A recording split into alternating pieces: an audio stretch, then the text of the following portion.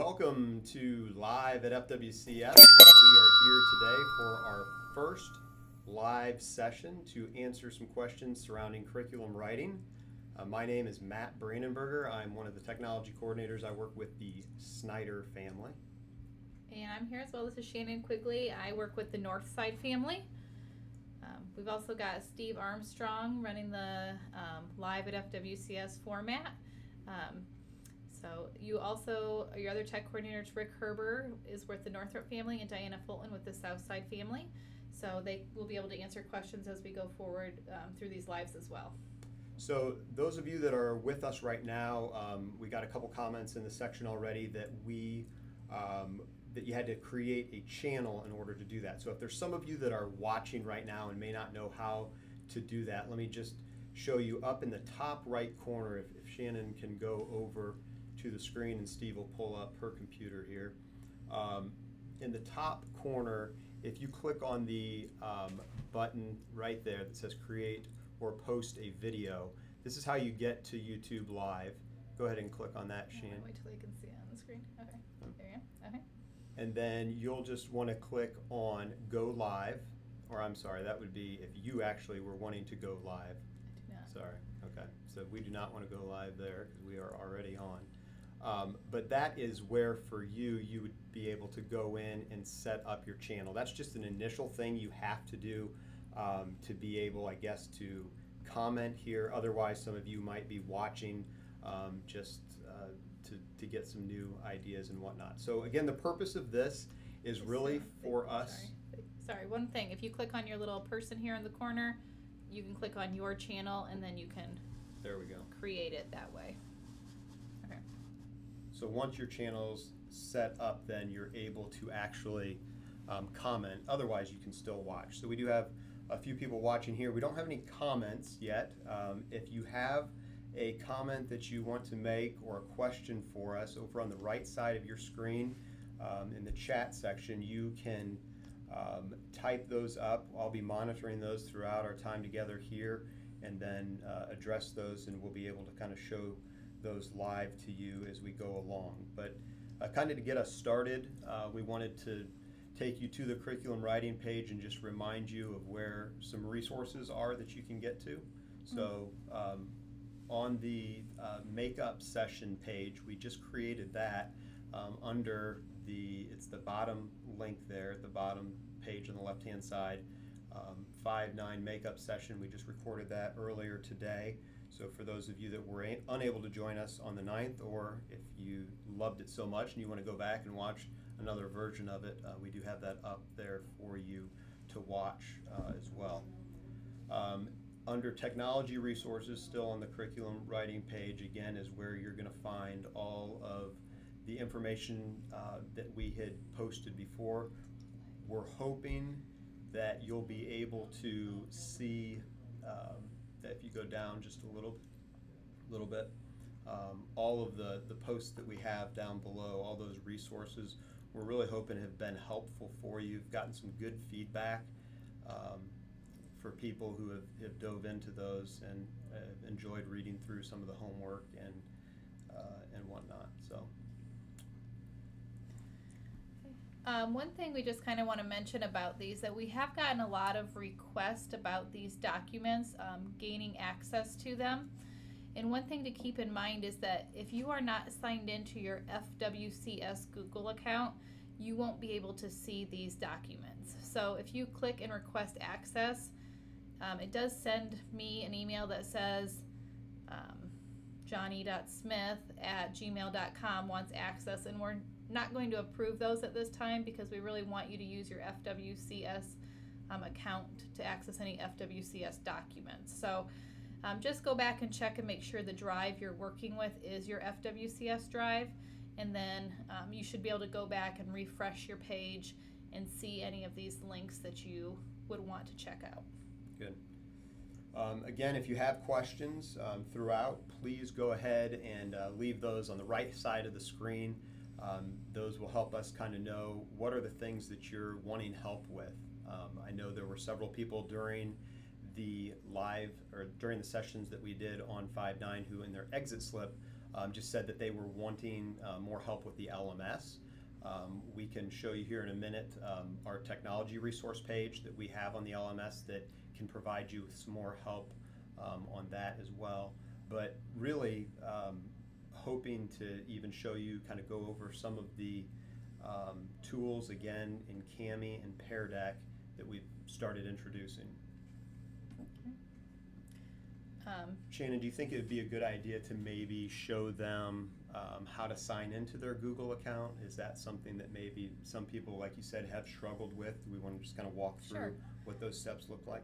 And I noticed we've gotten a couple more viewers, so I'm just going to go back and show you real quick about how you can make comments if you're just joining us. So if you're just joining us, you'll want to open up your Google YouTube browser or whatever you're using, and up in this corner where you see that you're logged in, where my little emoji is, you just click on that person and you have a selection that says your channel. And when you get to your channel, you can click that, and it gives you, mine already did it, but it will give me the opportunity to make a channel. Even if I don't have any content, now I can go back and comment on this live stream. Okay. Very good. Yeah. And you only have to do that once. Once your channel has been established, you'll be able to post videos. As a teacher, you will be able to post videos on YouTube or even do something like this, the live stream. Students, at this point, we do not have it turned on for them to be able to upload videos, just as kind of a protection. Okay. While Matt was finishing up talking, I just kind of went to google.com so we can talk about signing into your Google account for that first time. If you are working on setting up your Google account, which is something you will need to do to access most of the curriculum documents that we have on PowerSchool, you'll need to head to google.com as your starting place. So open your browser, use your Chrome browser and head to google.com. And up in the corner you have your person. If you have a personal Gmail account or several, then you will have that there. For the first time you're using, if you do not have a personal account, this will say sign in, and that's where you will sign in at. But if you do have an account that you're signed in as, this is where you'll have to add an account. Now, from here, it's not going to let me walk through all of the steps because I do have an FWCS account already established, but you'll just put in your school email and your school password. It's going to ask you a few questions about if you want to accept their terms. And then an important step is that you choose organization when it gives you that opportunity. So it's going to ask if you're a part of an organization, and we would like you to select that you are. That's going to connect you really with our accounts. A couple of troubleshooting things that we've seen.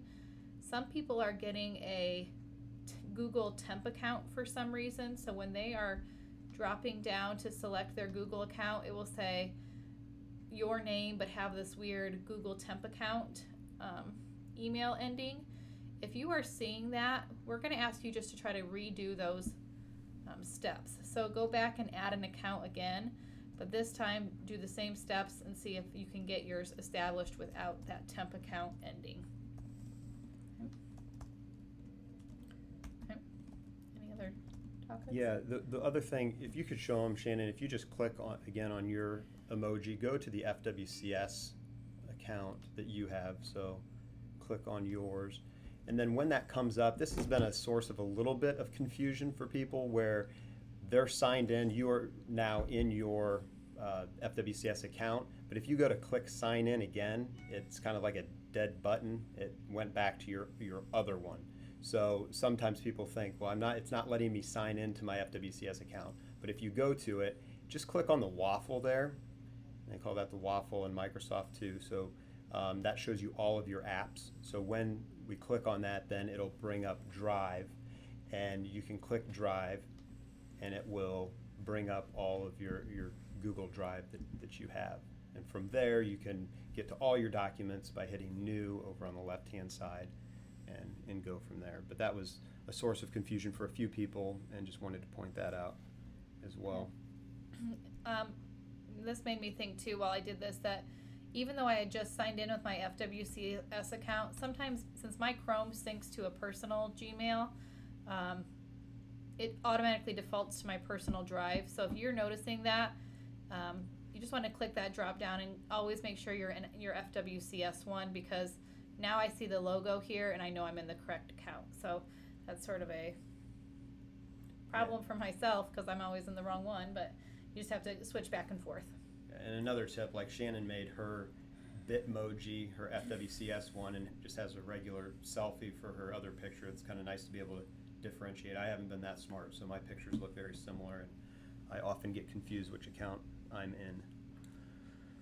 Still waiting for our first question, so if you have one, please don't be shy. We'd love to show you something or go over something that we had. Maybe next take them back to our Power School technology resources page. The one we're on right here is for curriculum writers only. So if you're a curriculum writer and watching this, then you're the only one that really has access to this. But we do have our technology resources page. This is found on every teacher's LMS. They would just go under their extras tab to get here. And we're updating this constantly, and even more so here in the last few months as we've added CAMI resources, Pear Deck. We'll be putting more and more videos up there and quick little screencasts to show you how to do different things for anybody who's confused.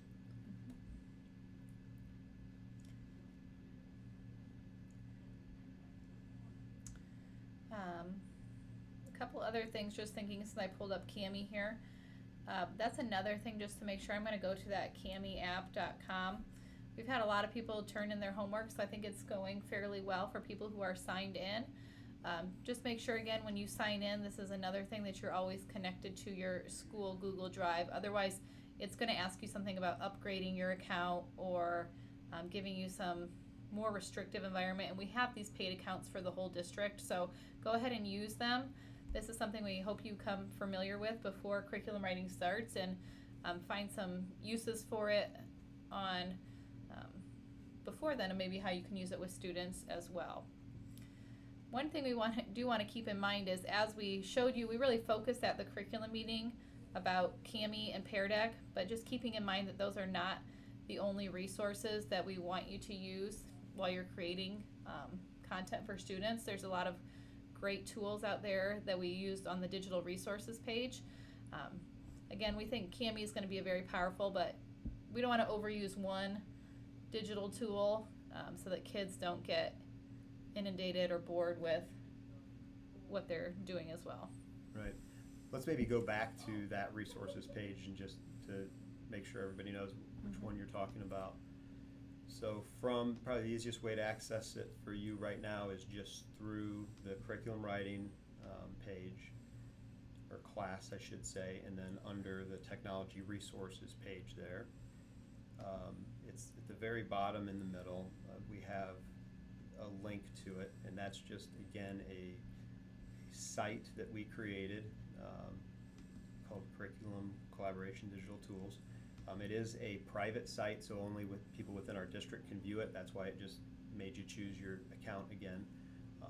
But here, this is really what we're hoping will be a powerful tool for writers to use as they go through the writing process. So if they design a lesson on infographics, say, there's 4 different options to use for creating infographics, opposed to, this year I think there were probably at least 6 or 8 different ones that teachers were using and having to try to figure out how to learn the technology. We want them to really just focus on these. So again, as you prepare for curriculum writing, with all that extra time you have at the end of the year, try to think if you can find the time to kind of really dive into some of these to learn more about them and see how they might be a valuable thing to use in the curriculum writing. Looks like we do have a comment here. Stacy Brown, thanks for being here. It says the homework walkthrough really helped for both CAMI and Pear Deck. What supports are we going to provide like this for teachers not writing? Great question. Yeah. Okay. Right now, we haven't really moved any of the content outside of curriculum writing resources. but our plan is to move some of the documents that you see that we think will be applicable to all teachers out there. I'm also going to head back over to our technology resource page just to show you a couple things we do have set up, and some things we're still building for that teacher level user.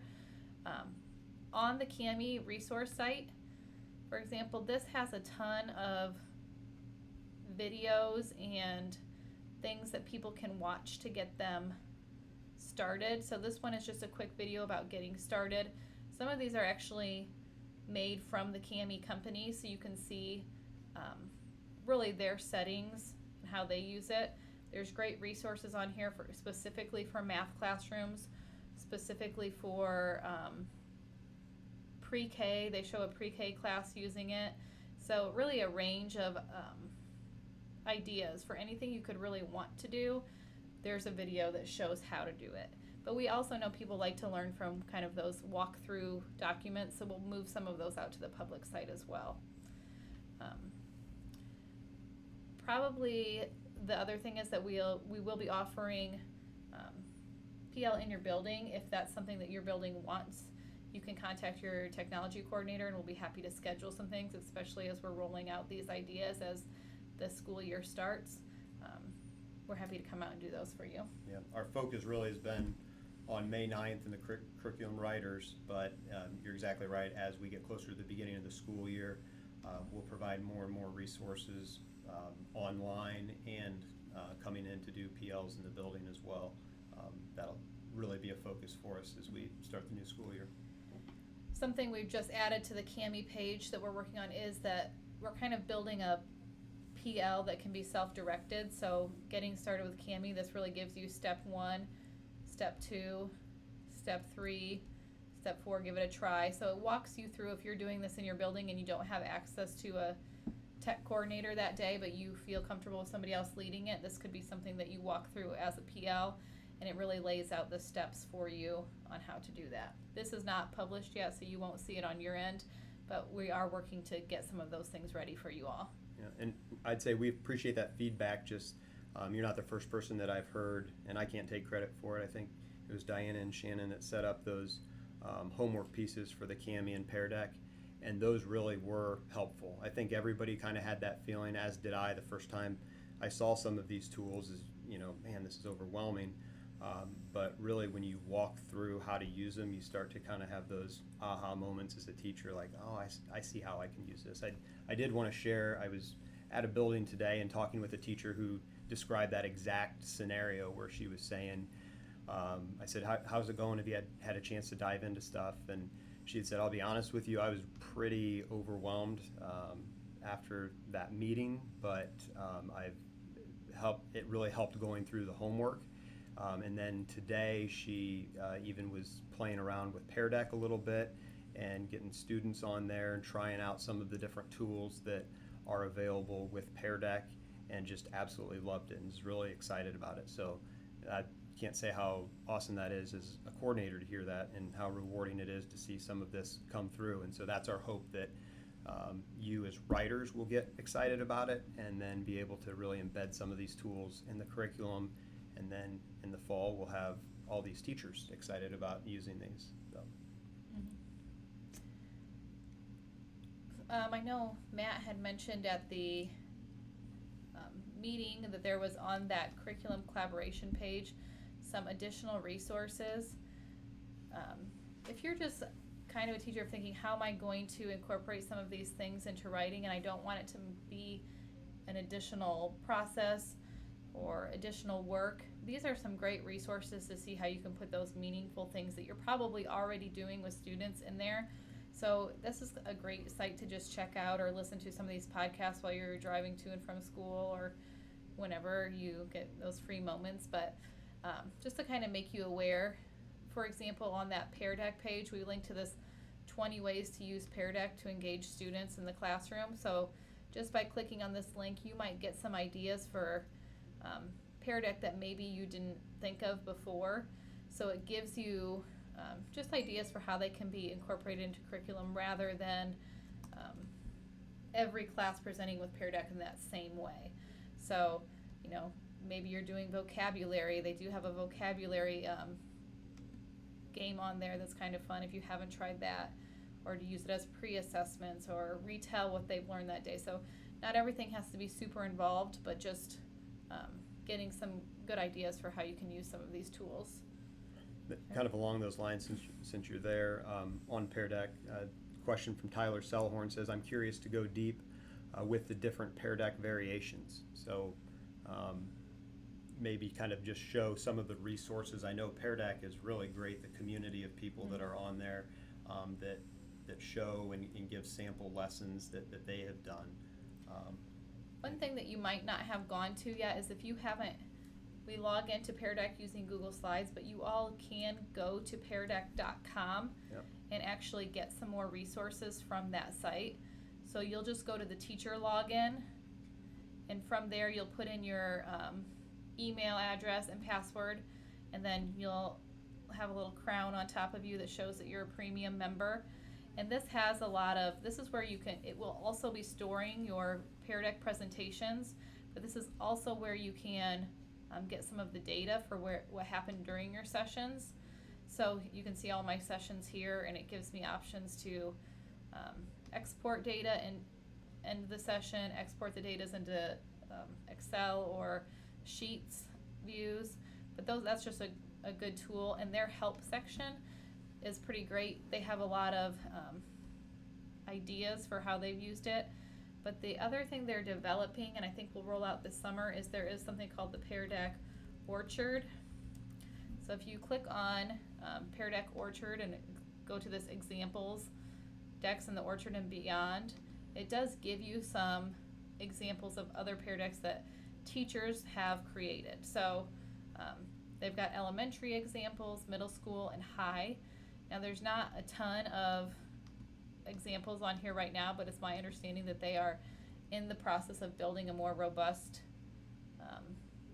curriculum with this. And from those, I don't want to say curriculum because it's not going to replace our curriculum library, but it will give you a starting place, and you can add or delete from these once you make a copy into your own drives. Speaking of curriculum director Jennifer Mabel says, if curriculum collaborators are watching, what would be the best thing for them to review prior to June 4th?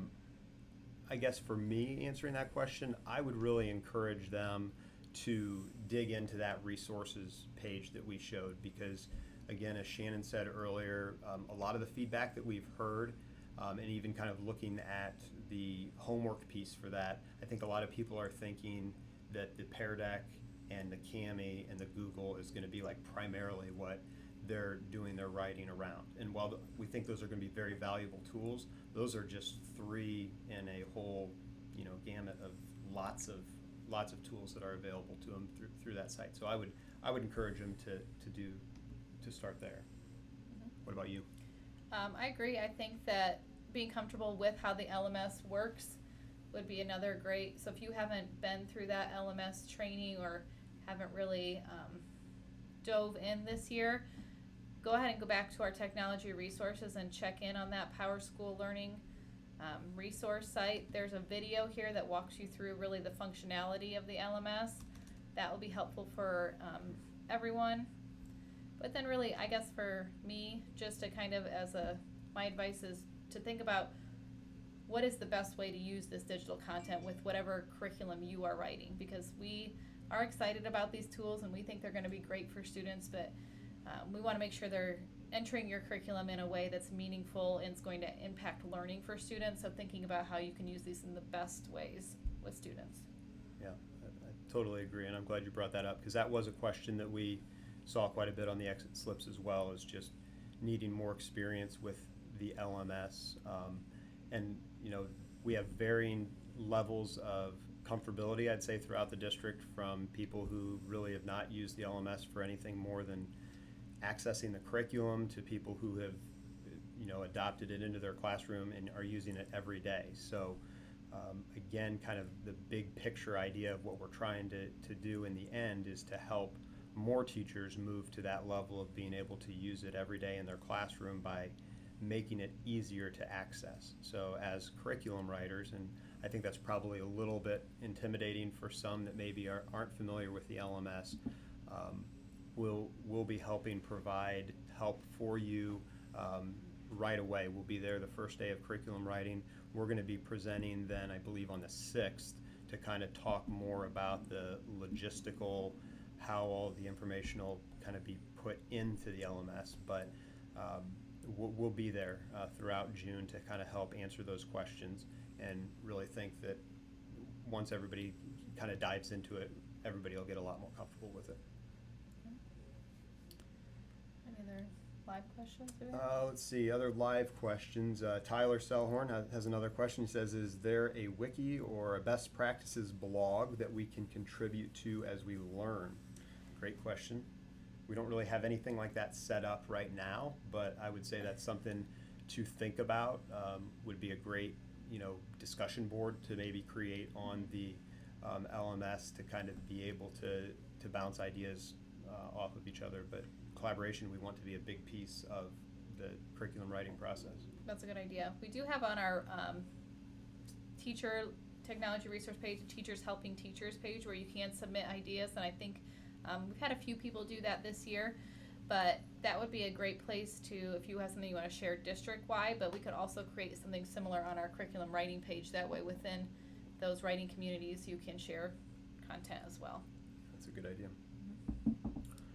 Is there anything we want to talk about just in terms of that flow? I think people were, that was kind of the third section when we went through the PowerPoint, kind of the, what was that we had the why, the what, and then the how. So that was kind of the how.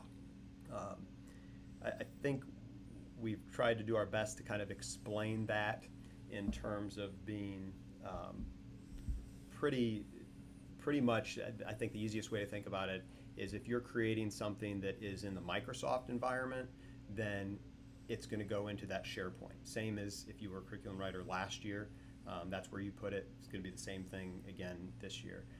If you're creating something that's either a Google Doc, slides, any in the Google environment, and that would include like Pear Deck, then that would go into that Google shared folder. And what do we call that? The Google Team Drive, shared drive. So ultimately, it's all going to merge into one, and that is going to be a Google shared drive, but that's kind of the whatever magic in the background that has to happen. It has to be into Google, but that's where we want to kind of ultimately have everything end up. And again, that's kind of getting into the weeds, and I think for some people that was pretty confusing, and I'd say for even me included, we're still all trying to understand that. But once you dive into that come curriculum writing time and kind of see, oh, this is where that's at, here's where the Google piece goes, and then where it ultimately gets put into. And it's really not just, it's not everybody that's going to have to do that last piece, right? I would say don't worry about that until curriculum writing starts, because we'll be on hand to help walk you through that and give more training for those people. So if that's something that you've been concerned about, just know that we'll be there to support you through that. That is not something I think you need to try to learn on your own at this point. I would really focus on using some of the content, and the LMS would be the biggest component, would be my advice. Yeah. Okay, so. One more comment just from Jennifer, saying that just to make sure that you know that we are working to set up access in SharePoint so that all curriculum collaborators will be good to go on June 4th. So some of you are eager and you've been jumping in and saying, I don't have access to this Team Drive or this SharePoint. That's all being created in the background, and it will be ready to go for us by June 4th. Well, we're hitting about a half hour. I want to be respectful of your time as well. So we will be repeating another live session next Wednesday. In the meantime, if you have questions, feel free to reach out to your district technology coordinator, and we're happy to, again, help you.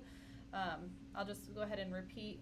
You have another question? Sorry, I had one more question. Breaking question.